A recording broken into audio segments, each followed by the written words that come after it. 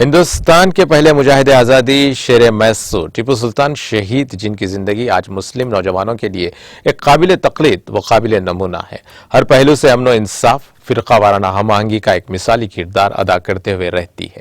اسی جذبے کے ساتھ ضلع نرمل کے شہر بھینسہ میں حبیب ملت یوتھ ویلفیئر سوسائٹی کی جانب سے شہید ٹیپو سلطان کی 272ویں یوم پیدائش کا بڑے پیمانے پر اہتمام کرتے ہوئے شہید ٹیپو سلطان کو تعزیت پیش کی گئی۔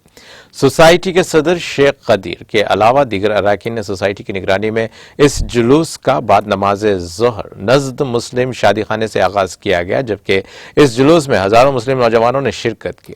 اس کے علاوہ اس جلوس میں دلت طبقے سے وابستہ افراد نے بھی بڑے پیمانے پر شرکت کی۔ جلوس کے دوران ٹیپو سلطان کے ترانے بڑے پیمانے پر پیش کیے گئے۔ جلوس میں مجلس اراکین بلدیہ اور مجلسی قائدین، جن میں فیض اللہ خان وہ فلور لیڈر صدر مجلس و دیگر اراکین بلدیہ کے علاوہ دیگر مجلسی قائدین کے علاوہ دیگر قائدین کی کثیر تعداد موجود تھی۔